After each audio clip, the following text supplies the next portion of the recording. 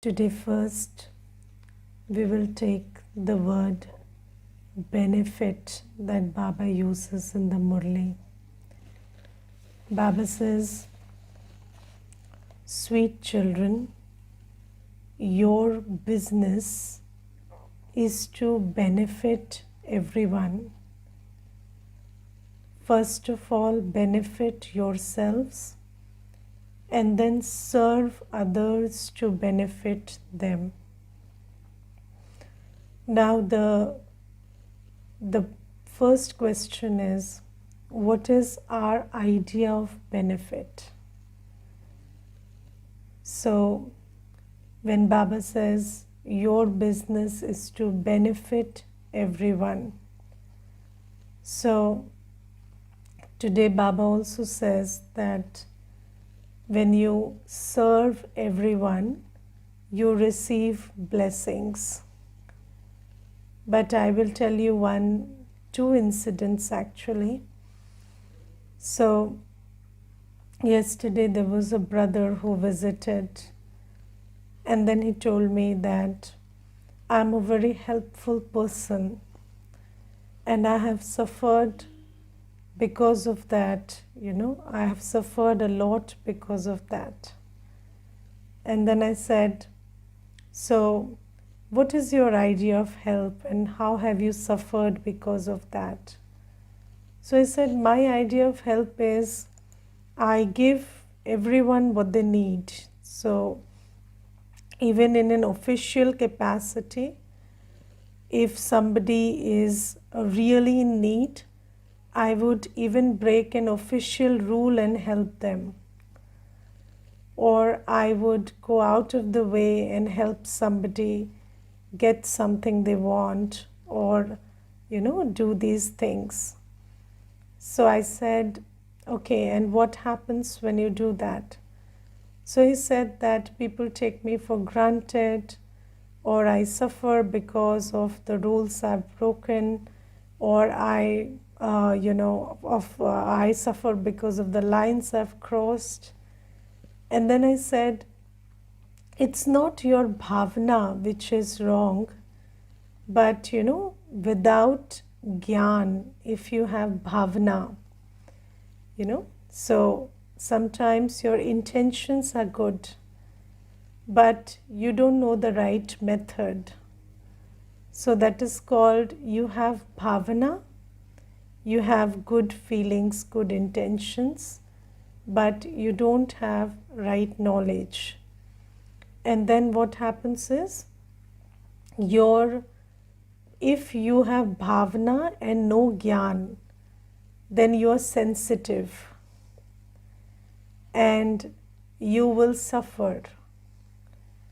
But if you have bhavana with gyan, so you obviously, Baba says, you have to be compassionate and you have to have the bhavana to benefit others and serve others. All that is good and very important. But Baba says, the most important thing is having right knowledge. So I was telling that brother that, you have to have gyan of how to actually benefit somebody. So if somebody is being greedy, or somebody is in attachment, or somebody is in expectation of something from you, then you are not obliged to feed their greed or their ego or their expectations or their attachment. When you have bhavna that I want to benefit somebody, you must know that who is that somebody. Yes, it's not the body, it's the soul. And even when people want to cling on to their things and people and position and this and that, and they think that if all my things, my people, my acquisitions, my labels, positions are in place, then I will be okay. That's a misconception. And if you're just helping people keep what they think is theirs and what they think matters in place. So, if you just help somebody who thinks that if my daughter gets married, then maybe I will rest in peace. So that's an idea with which they have grown. That's not the truth. So if you keep feeding people, so people are having several ideas, and because of those ideas, because of those programming, conditioning, they are expecting you to help them in a certain way. But if you do that, then that's not going to actually benefit them, because they are an illusion. They don't know that their physical identity, social identity, the identity that comes from relationships or their job is not what actually matters. And they are always trying to tell you that, if you help me keep all these identities in place, then probably you are helping me. But Baba says, no, the one in distress is the soul. The soul is creating an experience of sorrow or happiness. So, first thing first, the soul doesn't know itself. So that's why the soul is creating happiness and sorrow based on the false programming that it has been given. So the buddhi, the programming in the buddhi, the sanskar, they are giving the soul a lot of sorrow.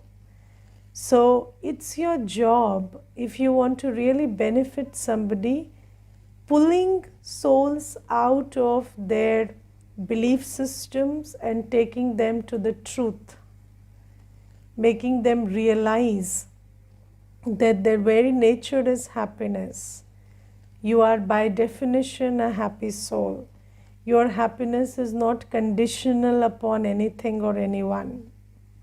And the easiest method to do that is or the only method, I think, not even the easiest, but the only method of doing that, bringing a soul to self-realization and realization of its greatness and virtues and powers, is to make the soul know Shiv Baba and make them a godly student.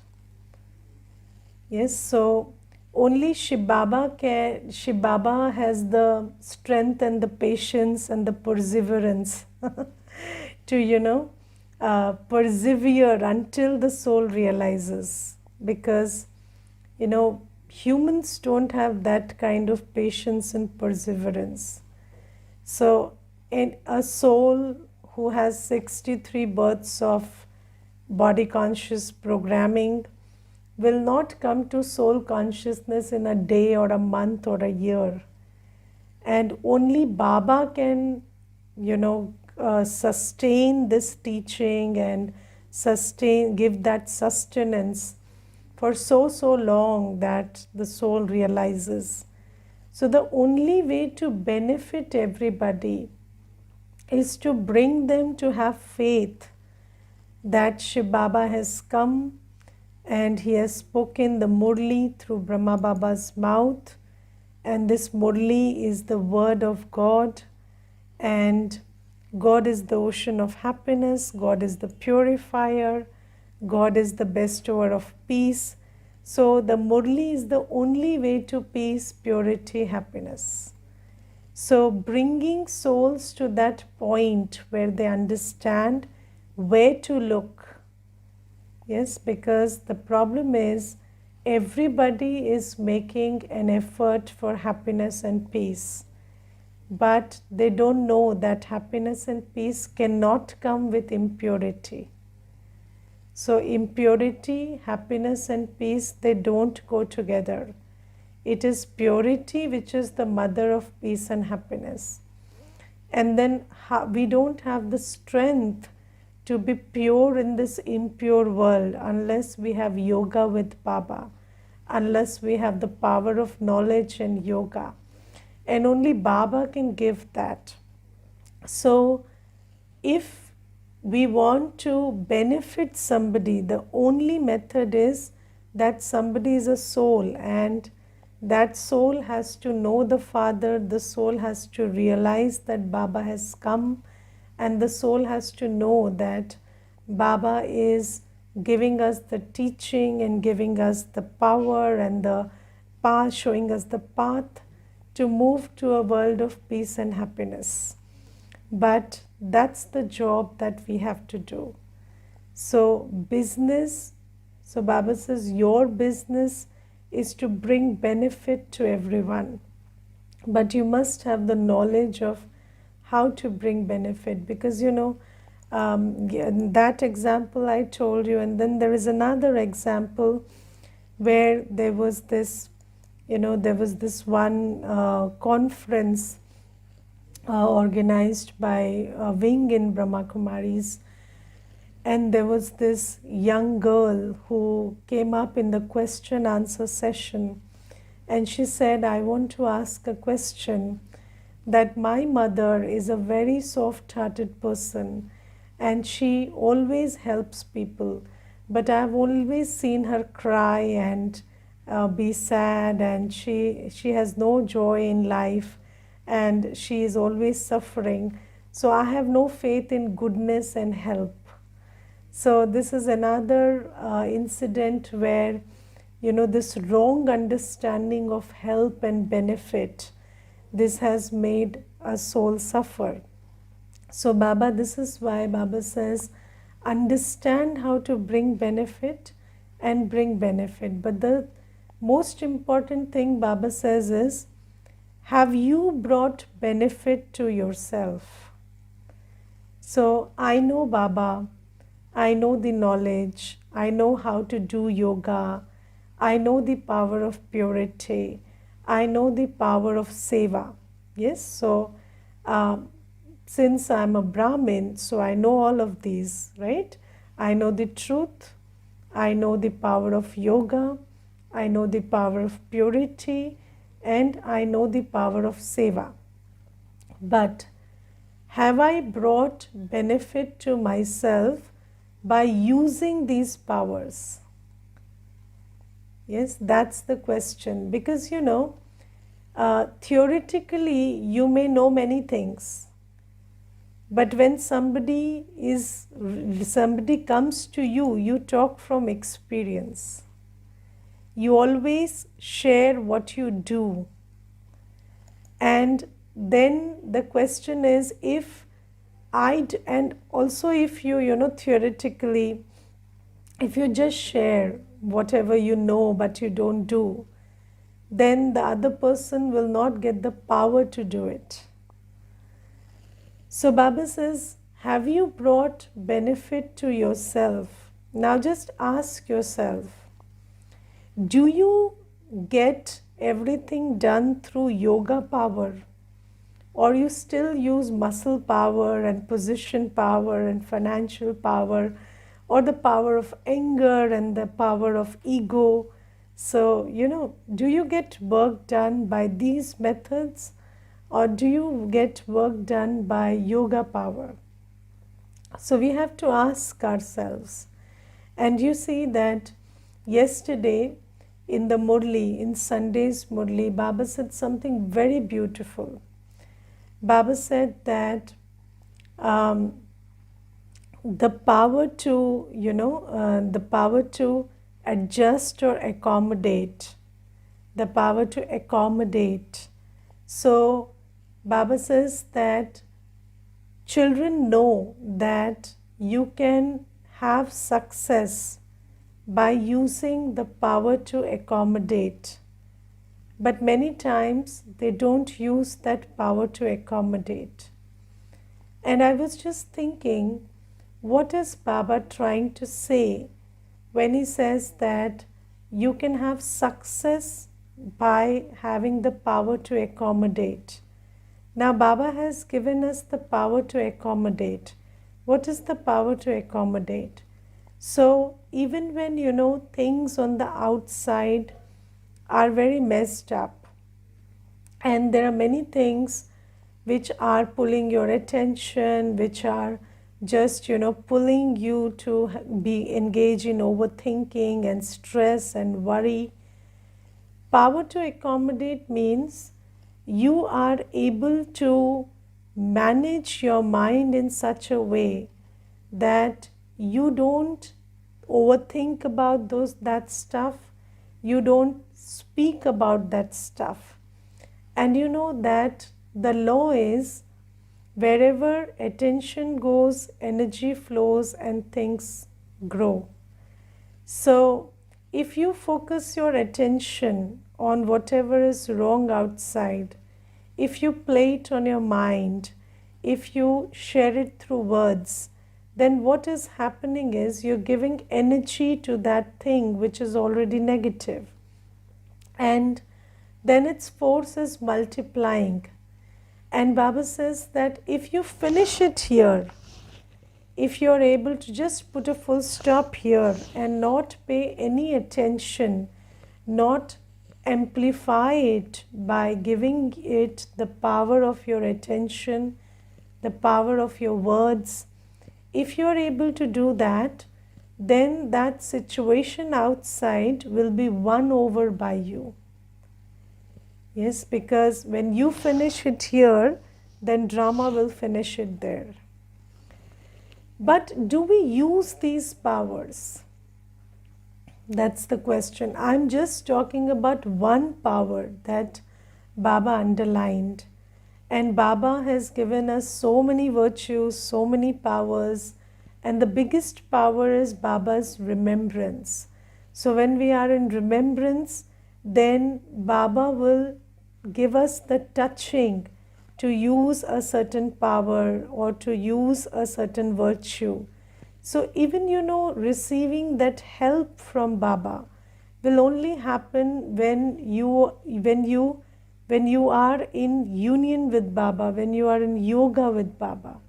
If you're not in yoga, then even Baba is there, but he can't help you. He can't give you the right touching. I will tell you one incident. So when I was in office, there was this one brother, and he was junior to me in the office. And we went for a meeting, and I had to go for the meeting. I just took him along, and I did not tell him that you're participating in the meeting. I just took him along and I told him that you come with me, that's it. But so in the meeting, there were many things which were discussed which I didn't have any idea about. And then because I didn't have any idea about those things, so I had to, act tactfully. And then I was coming back, and then I just told him that, they were talking about this technical stuff, and I didn't know this. So he told me that, Madam, I knew. So I said, if you knew, you were sitting there, why didn't you speak up? So I said, you didn't ask me to speak. You never looked at me. You didn't know also that I could help you. So I said, okay, yes, that's true. And he said, if you had told me that, I need to add there or contribute there, I would have done that. But I thought it would be disrespectful or something, so I didn't do it. So I said, okay. So from that incident, I realized that, even if somebody is there with you, if you don't look at them, they are not going to help you.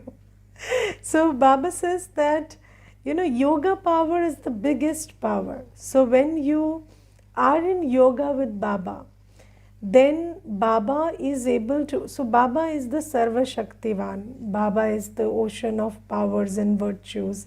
And there's nothing that Baba can't tell you the method to deal with. But do you look at Baba? That's the question. Are you in communion with Baba? So, in today's Murli also, Baba mentions this thing which we are talking about right now. And Baba says that children go to a wedding, and then there they can serve. There are many methods to serve, and I can touch them. I can give them the touching of how to do that service, but they are not in yoga with me only. They are not remembering me, so how will I touch them? And there's a very beautiful letter from God. So in the early days, I was presented that letter from God by someone, and it's a beautiful letter from God. And in that Khuda ka khat, letter from God, Baba is talking, it's written in Baba's words, and Baba is saying, so right from the morning when the child woke up, I'm looking at the child, he'll say good morning to me, but then he just took the phone and he started watching something. And then I was just waiting for the child to acknowledge me before he takes his breakfast. But then he ate, he complained about the taste and all, and then he left. And then I thought maybe while going to office on the drive, he'll remember me. But no, he just was focused on what he has to do in the day. And so Baba keeps looking, and the child is busy all day. And in the night also, without saying good night, the child has slept. So Baba has kept waiting all day, and the child is not thinking about Baba even for a second. So this is Baba's letter to the child, that just look at me sometimes. If you just think about me, I will tell you what to do. But you don't pay attention to my presence at all. So let me ask myself, have I benefited myself? So Baba has given us this knowledge of, how yoga with Baba, and how receiving touchings and directions from Baba in that state of introversion. So when you are antarmukhi and in silence and in connection with Baba, and it's not the connection that you make when you are consumed by some fear. So, sometimes you are in the midst of a problem and then you think that you're remembering Baba. You're not remembering Baba. You're crying out to Baba and you're remembering the problem. That's not when you receive touchings. So, touchings are received when your heart is connected with Baba. And Baba says, for that you have to forget everything that's going around you and just have your heart with me. And when your heart is connected with me, I give you the directions, the touchings. So, do we use that yoga power? Do I use the power of virtues? Do I use the power of seva? Do I use the power of truth? Do I remind myself of my imperishable nature? Have you told yourself ever, why am I scared? By default I cannot die. So why am I scared? And by default nobody can give me praise or defamation. I'm beyond praise and defamation. So why am I afraid of defamation? Why am I so greedy for praise? So have you used these power of truth, power of yoga, power of virtues, power of blessings that come from seva? So you see that there is this one sister who does a lot of seva in the center. So she does seva through body, mind and wealth every time, every time there is anything that, any seva that is required in the center, she is the first one to offer. And then, whenever somebody is in trouble, anybody in the Lokik family also, even if they don't know Baba, when they are in trouble, what she first says, the first thing that comes from her mouth is, why don't you do some seva? It will help you earn blessings and this problem will go away. And I have seen that her family members, although they are very antagonistic to Gyan, they are not even on the same page with her, but when she suggests it, they do it. So they do something or the other. They'll Sometimes they'll make a group, come do the cleaning, or they will make some, dhan seva, they will do something. But they will do something because this soul, she has imbibed it in her life. She knows the power of blessings and the power of seva. So because she has imbibed it in her life, when she asks somebody and she tries to benefit somebody with that power, they also take the benefit. And children, and those family members, they also tell me that, Didi, as soon as we do some seva, the problem disappears. So I say that, it's not like the problem disappears because of that. So, but Baba gives you an indication when you are new. Then Baba gives you some indications that you're on the right path. So this is an indication from Baba that just like you listen to one Shrimat of Seva, if you follow all Shrimat, then you will definitely become the master of heaven. So this is something that we need to check whether I bring benefit to myself, and if I do, then I will be able to bring benefit to others. And then Baba today says that children ask, can I go to a wedding? Can I go here? Can I go there? And Baba says, go wherever you want. So where you go is not important. What you do is important. Yes, so Baba says, you might be sitting in the center but doing nothing. And you might be in a wedding but you're doing seva. So what matters is what you're doing, not where you are. Because wherever you are, there is nature, there are souls, and your job is to fill them with Baba's power through your words, through your mind, through your actions. Just give them Baba's power with some method or something. And today Baba says, explain everybody the picture of Trimurti. So everyone has seen the picture of Trimurti. Who in Bharat has not seen the picture of Trimurti?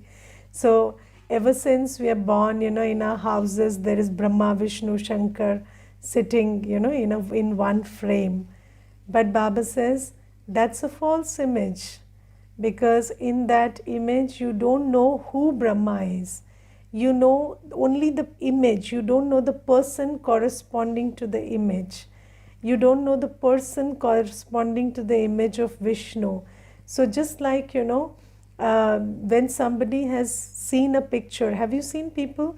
They've seen the albums and then they meet those same people 10 years later. And then they say, oh, I saw a picture of you many years back. And then they say, you look very different from the picture. From your picture, I had this idea and that idea. But you're not that person. You're somebody different. And Baba says, everybody has seen a picture of Brahma, Vishnu and Shankar, but they don't know who Brahma, Vishnu and Shankar are. So Baba says, and they don't know that there is a Shiv Baba also in that picture. So in Bhakti, the picture that is shown, they have just eliminated Shiv Baba from that. So Baba says, you have to show the true Trimurti picture and make them understand that this is Shiv Baba, the father of souls, who enters the body of Brahma Baba, who is a person in Kali Yuga and who is the instrument for creating a new world. And this is the sign of Vishnu, who is the symbol of Lakshmi Narayan together in the new world. So Baba says, just give this explanation to everybody. And then Baba says, show them the picture of Lakshmi Narayan and the tree and the cycle. Every picture you must explain. So wherever you go, what you do is you explain the Trimurti. Who is Shankar? Shankar is collective consciousness through which Vinash takes place. Yes, so Shankar is the power of tapasya that we create through yoga. And through that, the change, the big shift takes place.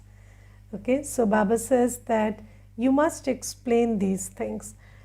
And then today I'll also share one practical experience with you. So, there is a brother and he's in Gyan for, I think, 40 years now. And then his daughter, she said, I will get married. I will not follow Gyan. So then he said, okay, so he said, I will not search for a groom for you. So I will not contribute to that karma. So if you have somebody in mind, or if somebody does it for you, if you're able to convince your uncles or something, okay, you can go ahead. I will not stop you, but I will not contribute to that karma. So then that daughter, whatever happened, but then that marriage was arranged. And you know what the father did? He put up a stall in that marriage. He had one stall, and in that stall he put up all Baba's pictures. And the marriage took place, and he made sure everyone who attended the marriage understood all the pictures. And then and then he was very happy. He said, I have not contributed to anything in the marriage. Whatever happened, happened, and I got an opportunity for seva. I did it. And he's such a sweet brother. I cannot tell you.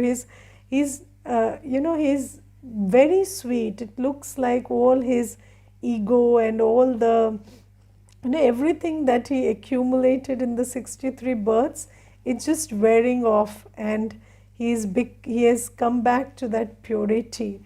And it was so simple and so beautiful what he did. And surprisingly, everybody was smiling also when he was explaining the pictures, because that sweetness, that simplicity was there. And nobody minded. People were expecting it anyway. So every family member knew. So he was happily explaining the pictures in the marriage. So Baba says that, it doesn't matter where you go. What matters is what you do. And if you're clear about who you are, if you know that I am Baba's instrument, if you have so much clarity about that, then what you do is not a question. So you will do as you are. So if you know that my job is to serve, yes. So just like, when BK sisters, they sit anywhere, people are anyway expecting they will share knowledge.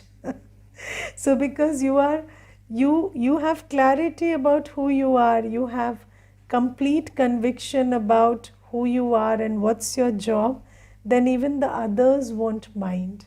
It's your doubt within yourself which brings objection from the other also, because they also somewhere know that this person can be manipulated. So when you have left that, that door of doubt, then through that door they also push their objections inside. So this is something. And then today Baba says that humility, Baba talks about many things. Baba talks about sensibility, Baba talks about stone intellect today, but Baba also talks about humility today. Baba talked about humility yesterday also. What is humility? So sometimes humility is understood as egolessness. Yes, so, and humility and egolessness are synonyms. So when you're humble, you're egoless. But you have to understand ego first. So do you know what ego does? It stops you from doing the right thing, and it motivates you into doing the wrong thing. Yes, so when we say humility, humility means having the courage to do the right thing, having the courage to defeat ego to do the right thing. That's humility. So humility doesn't mean becoming a doormat. Yes, so if there is no purpose, then you don't have to become a doormat. So sometimes people are in attachment and in fear and insecurities, and then somebody is treating you badly, and then you are not raising your voice because you are in the receiving end. You are not courageous enough for that, and then they put a shroud of this virtue of humility over it to cover their weakness.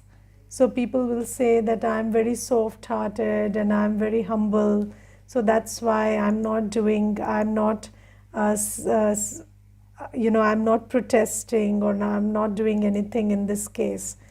But that's not humility. That's your attachment or your fear or some kind of insecurity. So humility is not an offshoot of weakness.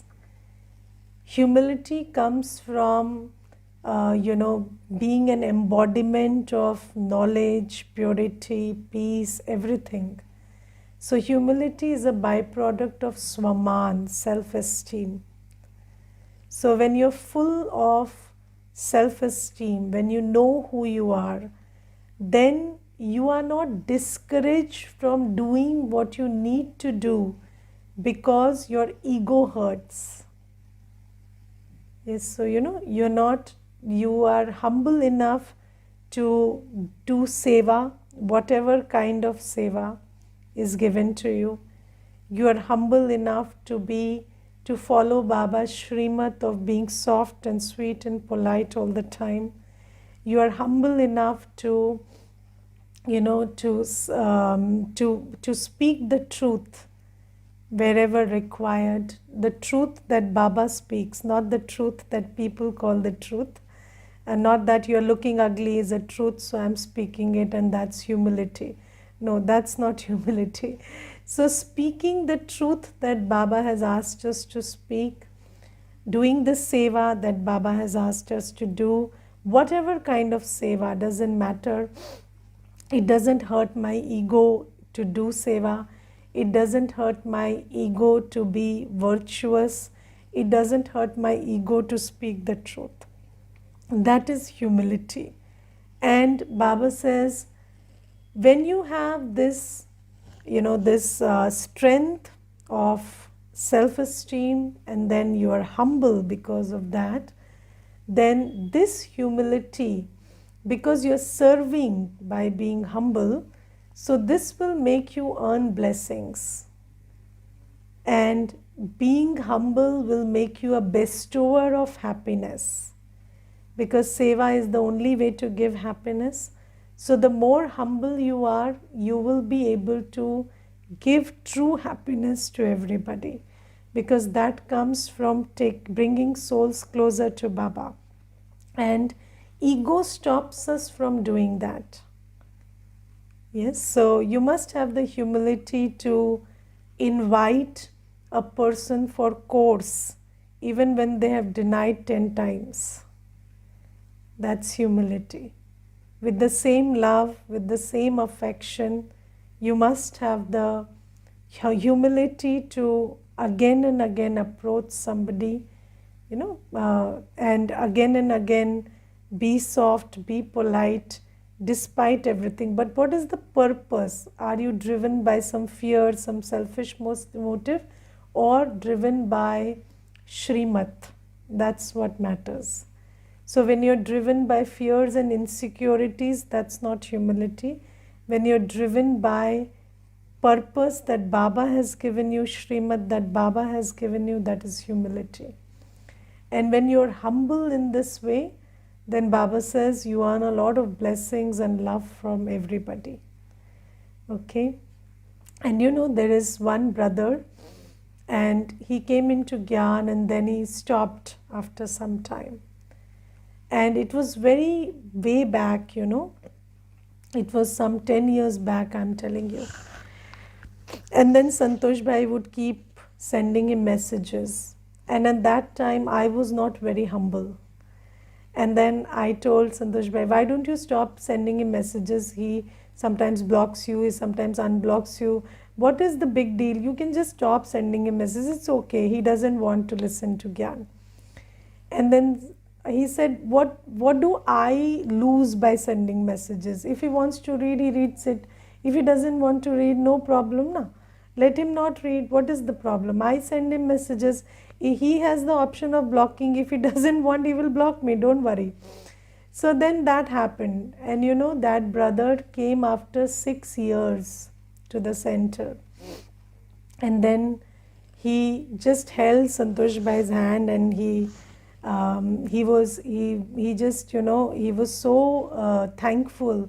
And he said, I have struggled a lot with the truth because everybody has vices, we don't want to give them up, and then you leave Gyan and this and that. But the consistency with which you sent me support, that support which I always received in the way of powerful blessings and messages from your WhatsApp, I cannot tell you, it has helped me in so many ways in this journey. And now I'm back. I want to do the course again. I want to again join. And he gave so many blessings, and there was so much love. But this is an example of humility. So your ego shouldn't stop you from following Srimad. So when your ego stops you from following Srimad, that's the opposite of humility. And if you stay humble, if you keep following Baba's Srimad, come what may, even when there is too much attack on your ego, then you will see the return of that. Ultimately, you will become a recipient of many blessings, a lot of love from everybody. It takes time, but okay. Om Shanti.